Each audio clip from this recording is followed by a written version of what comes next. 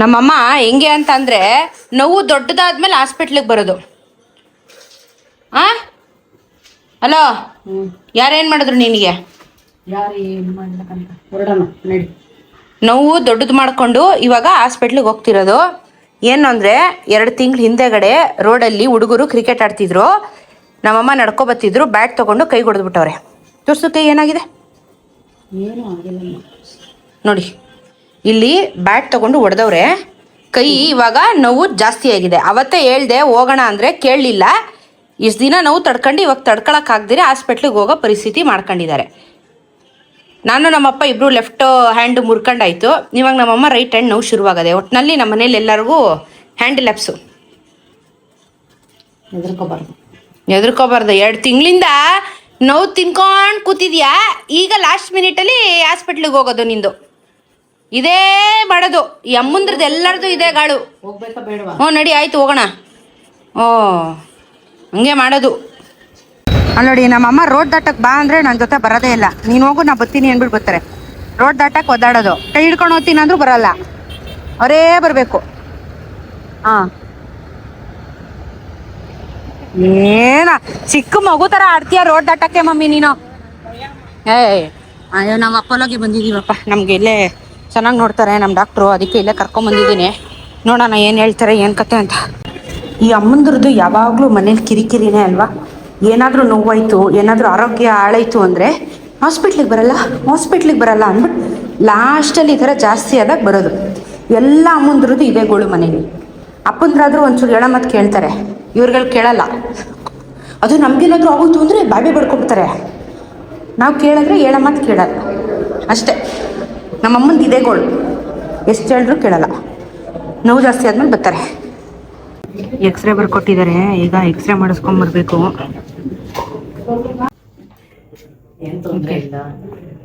ಏನಾಗಿಲ್ಲ. ನಮ್ಮಮ್ಮನ್ನ ಬೈಕೊಂಡು ಕರ್ಕೊಂಬಂದೆ. Actually pain ಇದೆ. ನೋಡಿ, ನೀವು ಓದಿರೋದು ಪೇನ್ ಇದೆ. ಡಾಕ್ಟ್ರು ಎಕ್ಸ್ರೇ ಮಾಡಿದ್ರೆ ಏನೂ ನೋವಿಲ್ಲ ಅಂದರು. ನಾನು ಶುಗರ್ ಪೇಷಂಟ್ ಇರೋದ್ರಿಂದ ಒಳಗಡೆ ಏನು ನೋವಿದೆ ನನಗೂ ಗೊತ್ತಿಲ್ಲ. ಸೊ ಏನೂ ಆಗಿಲ್ವಂತೆ. ಎಕ್ಸ್ರೇ ಮಾಡಿ ನೋಡಿದ್ರು, ಏನೂ ಆಗಿ, ನಾನು ಏರ್ ಕ್ರ್ಯಾಕ್ ಆಗಿರ್ಬೋದು ಅಂತ ಎಕ್ಸ್ಪೆಕ್ಟ್ ಮಾಡಿದೆ, ಬಟ್ ಏರ್ ಕ್ರ್ಯಾಕು ಆಗಿಲ್ಲ, ಏನೂ ಆಗಿಲ್ಲ. ಇವ್ರ ಕೈ ನೋಡ್ಸಿ, ಇವ್ರ ಕೈ ಹೆಂಗಿದೆ? ನಂದು ನಾಯಿ ಕೈ ಆಗೈತೆ ಕರ್ರಗೆ. ನಾಯಿ ಕಲ್ಲರೆಲ್ಲ ಹೇಳಿದ್ದು ಸೌದಿದೆ ಮೂಳೆ. ಅದು ಕರೆಕ್ಟು. ನಿನ್ನ ಏಜು ನನ್ನ ಏಜು, ನನ್ನ ಚಿರ ಯೌವನ. ಅದಕ್ಕೆ ಐಸ್ ಪ್ಯಾಕ್ ಇಟ್ಕೊಳ್ಳಿ ಅಂತ ಅಂದ್ಬಿಟ್ಟು ಕಳಿಸಿದ್ರು. ಒಂದು ಮಾತ್ರೇನೂ ಕೊಡಲಿಲ್ಲ. ಇವ್ರು ಕೊಡೋದಿಲ್ಲ ಅವ್ರಿಗೆ ಮಾತ್ರೆ. ಮೆಡಿಕಲ್ ಶಾಪ್ಗೆ ಇವರು ಆಪೋಸಿಟ್ ಆಯಿತು. ಮಕ್ಕ ಹೆಂಗೆ ಇಟ್ಕೊಂಡಿದ್ರು ಬರಬೇಕಾದ್ರೆ. ಇವಾಗ ಮಕ್ಕ ನೋಡಿ ಹೆಂಗಾಗೈತೆ. ಮಗನೇ, ನಾನು ಏನು ಮಾಡಲಿ? ಐಸ್ ಪ್ಯಾಕ್ ಇಟ್ಕೊಂಡು ನೋಡಿ. ಆಯ್ತು 3 ಟೈಮ್ ಮಜಾ. ಮಾತ್ರೆ ಕೊಟ್ಟಿಲ್ಲ, ಐಸ್ ಪ್ಯಾಕ್ ಇಟ್ಕೊಂಡ್ರಲ್ಲ, ನೀನು ಅದಕ್ಕೆ ಬಚಾವು ಅನ್ಬೇಕು ಇವಾಗ. ನೀನು ಈಗ ಪ್ರೆಸ್ ಮಾಡ್ಬೇಕದು ಇಟ್ಕೊಂಡು. ಶರಣಪ್ಪ, ಟಿವಿ ಆಫ್ ಮಾಡಿದ್ದೀನಿ. ಐಸ್ ಪ್ಯಾಕ್ ಇಟ್ಕೋಬೇಕು 3 ಟೈಮ್ಸು. ನೋವ ಚುರ್ಚುರ ಚೋಳಿನ ನೋವ. ಅಯ್ಯೋ, ಎಲ್ಲ ನೋಯ್ತದೆ.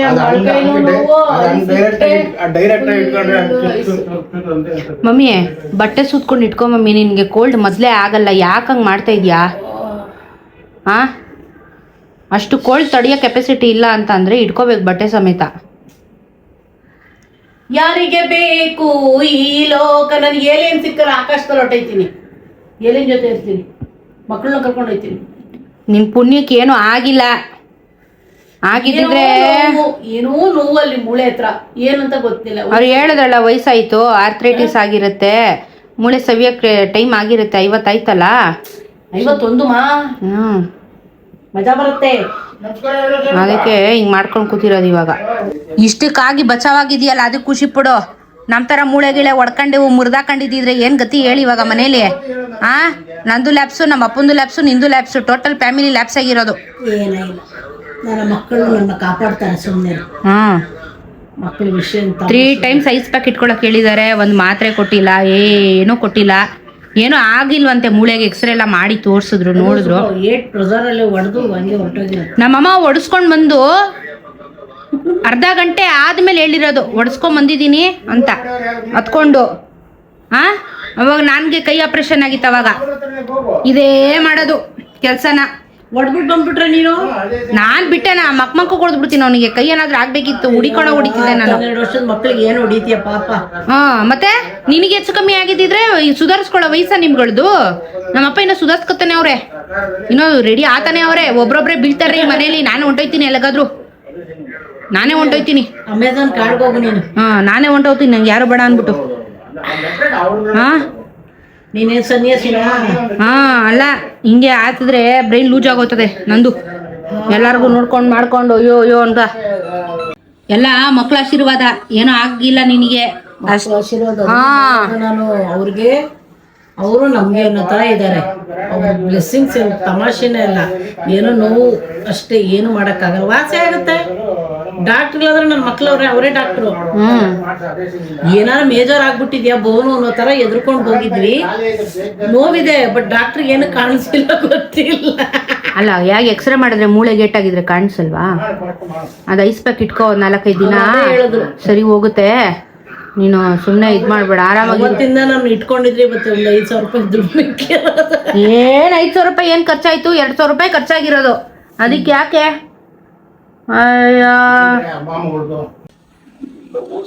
ನಮ್ಮಪ್ಪಂಗೆ ಅಲ್ಲಿ ನೋವಂತೆ, ನಮ್ಮಮ್ಮಂಗೆ ಅಲ್ಲಿ ನೋವಂತೆ, ನನಗೆ ಎಲ್ಲ ನೋತಾದೆ. ಇವ್ರು ನೋಡಿ ನೋಡಿ ನಂಗೆ ನೋವು ಶುರು ಆಗ್ಬಿಟ್ಟದ ಇವಾಗ ಮನೇಲಿ.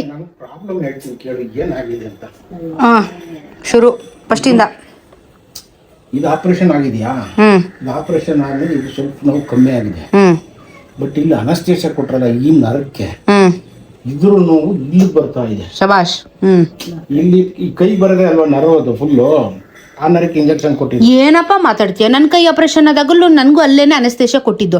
ನನಗೇನು ಇವಾಗ ಕೈ ನೋವು ಇಳಿತಾ ಇದೆಯಾ ಕೆಳಗಡೆಗೆ? ಒಬ್ಬೊಬ್ರು ನಿಮ್ಗೆ ಆಪರೇಷನ್ ಅಂದ್ರೆ ನಿನಗೆ ರಾಡ್ ಹಾಕಿದ್ದಾರೆ ಕೈಗೆ. ರಾಡ್ ಹಾಕಿದ್ದಾರೆ. ಆಪರೇಷನ್ ಅನಸ್ತೇಷ ಅಲ್ಲೇ ತಾನೇ ಕೊಟ್ಟಿರೋದು. ಹಂಗಲ್ಲ, ನಿಮ್ದು ಮಾಮೂಲಿ ಆಪರೇಷನ್, ನಮ್ದು arthroscopic surgery. But anaesthesia effect ಕೆಳಗಡೆ ಹೆಂಗ್ ಇಳಿದು ಬಿಡುತ್ತೆ? ಇದು ಕೈ ಬರೋ ನನಗೂ ಕೈ ಬರೋ ನರನ್ನೇ ನನಗೂ ಕೊಟ್ಟಿರೋದು. ಅನಸ್ತೇಷಿಯಾ ಆ ತರ ಲೇಟ್ ರಿಯಾಕ್ಷನ್ ಆಗಿದ್ರೆ ಇಷ್ಟೊತ್ತಿಗೆಲ್ಲ ಹೊಗೆ ಹಾಕಿಸ್ಕೊಂಡ್ಬಿಟ್ಟಿರೋರು. ಏನು ಮಾತಾಡ್ತೀಯಪ್ಪ? ಇದೇ ಪೇನ್ ನನಗೆ ಅಲ್ಲಿಂದ ಇಳಿದು ಬೆರಳಿನ ತುದಿಯಿಂದ ಹೊಟ್ಟೆ ಕಾಲಿಂದ ಹೊಂಟೋತದ್ ಬಿಡು. ಬಿಡಿ, ಇದು ಇಂಜೆಕ್ಷನ್ ಕೊಟ್ಟಿದ್ರೆ ಇವಾಗ ಈಗ ಬರ್ತಾ ಇದೆ. ಅದಕ್ಕೆ ಡಾಕ್ಟರ್ ನನ್ನಕ್ಕೆ ನಮ್ಮಪ್ಪ ಗೂಗಲ್ ಡಾಕ್ಟರ್ ಅಂತ ಫಸ್ಟ್ ಇಂಟ್ರೊಡ್ಯೂಸ್ ಮಾಡ್ಬಿಟ್ಟಿರ್ತೀನಿ ಡಾಕ್ಟರ್ಗೆ. ಅವ್ರು ಏನಂದಿದ್ದಾರೆ, 1 ತಿಂಗಳು ಅದು ನಾನು ಫಿಸಿಯೋಥೆರಪಿ ಮಾಡ್ತಾ ಇದ್ದೀನಿ, ಆಗ್ತಾ ಇದ್ದೀನಿ, ಸ್ವಲ್ಪ ತಡ್ಕೋ. ಆಗಿದೆ, ಆಲ್ಮೋಸ್ಟ್ ಆಗಿದೆ. ಸ್ವಲ್ಪ ಪೇನ್ ಇದೆ, ಸ್ವಲ್ಪ ನಡೀತಾ ಇದೆ. ಬಟ್ ಇದು ಅಂತೂ ಸಿಕ್ಕಾಪಟ್ಟೆ ಇಲ್ಲಿ ಮಂಡಿ ಬಂದ್ಬಿಟ್ಟಿದೆ ನೋವು. ಮಂಡಿ ಅದು ಕೈ ತೋರಿಸ್ಬಿಟ್ಟು ಮಂಡಿ ಅಂತವ್ರೆ. ಕೈ ಮಂಡಿ ಅಲ್ಲ, ಅದು ಹಿಂಡಿ.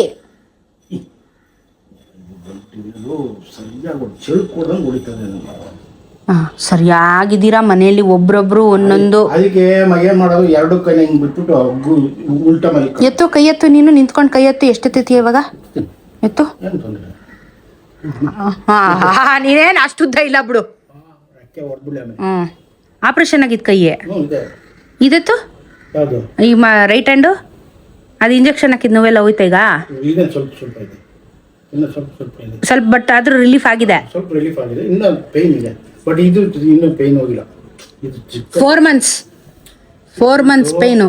ಕೈ ಕೆಲವು ಆ್ಯಂಗಲ್ ಅಲ್ಲಿ ಮಾತ್ರ. ಯಾವ ಆ್ಯಂಗಲ್ ಅಂದ್ರೆ ಹಿಂಗ್ ಮಾಡಿದಾಗ ಇಲ್ಲಿ ಸ್ಟ್ರಕ್ ಆಗುತ್ತೆ ಈ ಆ್ಯಂಗಲ್ ಅಲ್ಲಿ. ಮತ್ತೆ ಹಿಂಗೆ ನೋಡು, ಈ ಆ್ಯಂಗಲ್ಲು, ಈ ಆ್ಯಂಗಲ್ ಅಲ್ಲಿ ಸ್ವಲ್ಪ ಇದು ಹಿಡ್ಕೊಂಡ್ಬಿಡುತ್ತೆ. ಕೆಲವು ಆ್ಯಂಗಲ್ ಸ್ಟ್ರಕ್ ಆಗ್ತದೆ. ಅದು ಅಲ್ಲ ಸೂಪರ್ ಅಲ್ಲ. ಇನ್ನೊಂದು ಎಕ್ಸೈಸ್ ಹೇಳ್ಕೊಟ್ಟಿದ್ರು, ಎಲ್ಲ ಮಾಡಿದೆ ಬೆಳಿಗ್ಗೆ. ಯಾವಾಗ ರಿಲೀಫ್ ಆಗುತ್ತೆ? ಬರೀ ಹಾಸ್ಪಿಟ್ಲು, ಬರೀ ಎಲ್ಲರಿಗೂ ಮನೇಲಿ ಕೈ ನೋವು. ಬ್ಯಾಕ್ ಪೇನ್ ಆಪರೇಷನ್ ಆಗೋದು, ಕುತ್ತಿಗೆ ಆಪರೇಷನ್ ಆಗೋದು ಇಷ್ಟು ನೋವು ಅನುಭವಿಸ್ತಿಲ್ಲ. ಇದು ಯಾವುದೋ ಕೈ ಮಾಡ್ಬಿಟ್ಟಿದೆ. ಯಪ್ಪ, ತಿಂಗಳು ಡೆಡ್ ಕೊಡಿಸೋದು. ಈಗ ಎಲ್ಲಿಗೆ ಹೋಗ್ಬೇಕು ನೀನು? ಎಲ್ಲಿಗೆ ಹೋಗ್ಬೇಕು? ರೆಸ್ಟ್ ಮಾಡು.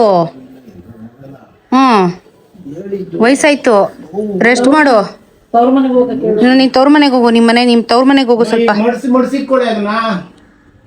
ಆ ಅಮ್ಮಂಗೆ ಪ್ರಾಬ್ಲಮ್ ಏನ್ ಗೊತ್ತಾ? ಚಳಿ ಅಂದ್ರೆ ಆಗಲ್ಲ. ಫಸ್ಟ್ ಪ್ರಾಬ್ಲಮ್ಮೇ ಅವ್ರದ್ದು. ಹಂಗೆ ಮಾಡಿ ಪರವಾಗಿಲ್ಲ, ಮಡ್ಸೋದು ಗುಬೆ ಮಾಡೋದನ್ನ ಗೂಬೆ ಮಾಡಿ ಕೋಲ್ಡ್ ಅದು ಹೋಯ್ತು. ಇದು ಬೇಗ ನೀನು ಆ ಬ್ಲೂ ಕಲರ್ದು ಇನ್ನೂ ದೊಡ್ಡದು ಎತ್ಕೋಬೇಕಿತ್ತು, ಇದು ಬೇಗ ಹೊಟ್ಟೋಗುತ್ತೆ. ತಡ್ಕೊಳಕ್ಕಾಗಲ್ಲ ನಂಗೆ. ಥೆರಪಿಗಳೆಲ್ಲ ಕೊಟ್ರೆ ಸತ್ಯ ಹೋಗ್ಬಿಡ್ತೀನಿ. ಥೆರಪಿ ಅಲ್ಲಮ್ಮ, ನಿನಗೇನು ಮಾತ್ರೆನ ಕೊಟ್ಟವ್ರೆ, ಒಂದು ಐಸ್ ಪ್ಯಾಕ್ ಇಟ್ಕೊಳಕ್ ಯಾಕಮ್ಮ ಹಿಂಗೆ ಆಡ್ತೀಯಾ? ಅಯ್ಯೋ ನಿಮ್ಮಿಬ್ರು ಕತೆ ಕೇಳಿಸ್ಕೊಂಡು ನನ್ನ ತಲೆಯಲ್ಲಿರೋ ಕೂದಲೆಲ್ಲ ಉದುರೋತದೆ. ಮಂಡಿ ನಿಮಗೆ ಮೊಳಕೆ ಗೊತ್ತಿಲ್ಲ ಮಂಡಿ ಅಂತವ್ರೆ. ಅದ್ ಯಾವ ಸ್ಕೂಲಲ್ಲಿ ಯಾವ ಟೀಚರು ಒಂದ್ ನಮಸ್ಕಾರ ಮಾಡ್ಕೊಂಡ್ ಬರ್ಬೇಕು. ನಡೆಯೋವಾಗ ಯಾವನಾದ್ರೂ ದಡಾರ ಹೊಡ್ಕೊಂಡು ಹೋಗ್ಬಿಟ್ಟ ಅಂದ್ರೆ ನೋವು ಬಂದ್ಬಿಡ್ತು. ಗುಂಪಲ್ಲಿ ಹೋಗ್ತಾರ ಅವ್ರು ಇಲ್ಲಿ ತೋರಿಸ್ಬಿಡ್ತಾರಲ್ಲ ಅಷ್ಟೇ. ಬಸ್ಸಲ್ಲಿ ಏನು ನಿಲ್ಲಿಸ್ತಾನೆ, ಸ್ಟಾಪ್ ಅಲ್ಲಿದೆ ಅಂತ ಎದ್ದು ನಿಂತ್ಕೋತೀವಲ್ಲ ಅವಾಗ ಬ್ಯಾಲೆನ್ಸ್. ನೀನ್ ಯಾಕೆ ನಿಂತ್ಕೋತೀಯ? ಅವ್ನು ನಿಲ್ಸಿದ್ಮೇಲೆ ಇಳಿಬೇಕು ನೀನು. ನೀನ್ ಯಾಕೆ ಫಸ್ಟ್ ನಿಂತ್ಕೊಳ್ಳೋದು? ಅಲ್ಲ ಈಗ ಇಲ್ಲಿದೆ ನಾವು ನಿಂತ್ಕೋತೀವಲ್ಲ, ಬ್ರೇಕ್ ಹೊಡಿತಾರೆ ಅಂತ ಗೊತ್ತು, ನೀನು ಡ್ರೈವರೇ ಗೊತ್ತು. ಅವಾಗ ಸ್ವಲ್ಪ ಪೇನ್ ಆಗುತ್ತೆ.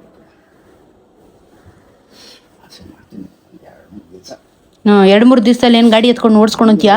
ಅಯ್ಯೋ ಮೊನ್ನೆ ಈಗ ಅನ್ಸ್ಕೊಂಡು ಎಮಿಷನ್ ಮಾಡಿಸ್ಬಿಟ್ಟು ಪೆಟ್ರೋಲ್ ಹಾಕ್ಬಿಟ್ಟು ಏರ್ ಇಡಿಸ್ಬಿಟ್ಟು ಆಮೇಲೆ ನೋಡಿದ್ರೆ ಅದು ಲೈಟ್ದು ಕವರ್ ಬಿದ್ದೋಗಿ ನೇತಾಡ್ತಾ ಇದೆ. ಇಲ್ಲಿ ಬೀಳ್ಸೋದು ಕತೆ, ಇದು ಒಳ್ಳೆ ಪದ್ಧತಿ ಎಲ್ಲ ಅಂದ್ಬಿಟ್ಟು ಅವನ ಹತ್ರ ಹೋದ್ರೆ ಕವರ್ ಇಲ್ಲ ಗುರು, ಯಾವ 3-4 ದಿವಸ ಬಿಟ್ಟು ಬಾ ಅಂತ ಟೇಪ್ ಹಾಕೋನೆ.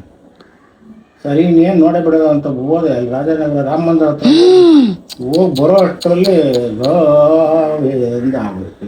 ಇಲ್ಲಿಂದ ಊರೆಲ್ಲ ಸುತ್ಕೊಂಡು ಗಾಡಿ ಎತ್ಕೊಂಡು ರಾಜಾಜಿನಗರ್ಗೆ ಹೋಗಿ ಮಾ ಕ್ಲಿಯರ್ ಆಗಿ ಹೇಳಿದಾರೆ ಮಾ 4 ತಿಂಗಳು ಗಾಡಿ ಎತ್ತಂಗಿಲ್ಲ ಅಂತ. ನೋಡಿ ಈ ಪರ್ಸನ್ ನಾವು ಸಿಕ್ಕಾಬಿಟ್ಟೆ. ಈ ಗಾಡಿನ ಹಿಂಗೆ ಎಳಿಬೇಕಲ್ವಾ, ಹಿಂಗೆ ಹಿಂದಕ್ಕೆ ತೆಗಿಬೇಕಲ್ವಾ, ಮುಂದೆ ಚಕ್ರ ಹಿಂಗಿರ್ತದೆ, ಟೈಟ್ ಇರುತ್ತಲ್ವಾ ಹ್ಯಾಂಡ್ಲು, ಹಿಂಗೆ ಎಳೆಯುವಾಗ ಆಗಲ್ಲ, ಪೇನ್ ಸಿಕ್ಕಾಬಿಟ್ಟೆ ಪೇನ್ ಬಂದ್ಬಿಡುತ್ತೆ. ಹಳ್ಳ ಹಂಪುಗೆ ಗಾಡಿ ದೊಡ್ಡ ಗಾಡಿ ಓಡಿಸ್ತೀನಿ ಅಂದ್ರೆ ದೊಡ್ಡ ಗಾಡಿ ಕಾಲು ಎತ್ತಾಕಲ್ಲ. ಆಮೇಲೆ ಸಾಯಂಕಾಲ ಬಂತು ಪೇನು, ಇನ್ನ ಹೊರದಿರೋದು ಒಳಗೆ. ಇನ್ನೊಂದೇನು ಗೊತ್ತಾ, ನಾನು 2-3 ದಿವಸ ಅಬ್ಸರ್ವ್ ಮಾಡ್ತಾ ಇದ್ದೀನಿ, ಬಾಡಿ ನಂದು ಕೋಲ್ಡ್ ಆಯ್ತು ಅಂದ್ರೆ ಸಿಕ್ಕಾಪಟ್ಟೆ ಪೇನ್ ಬಂದ್ಬಿಡುತ್ತೆ. ಅಪ್ಪ ನನಗೂ ಕೈ ಚಳಿ ಬರುತ್ತೆ. ಇವಾಗ ಚಳಿ ಆದ್ರೆ ನನ್ನ ಕೈ ಕಾಲು ಎಳ್ತಾ ಬರ್ತಾ ಇದೆ. ಒಟ್ನಲ್ಲಿ ಎಲ್ಲರೂ ಸುಧಾರಿಸ್ಕೊತವ್ರೆ ಅಷ್ಟೇ ಮ್ಯಾಟರ್ ಗೈಸ್, ಅಷ್ಟೇ, ಏನಿಲ್ಲ. ಇಲ್ಲಿಗೆ ಬಂದು ನಿಂತ್ಕತು.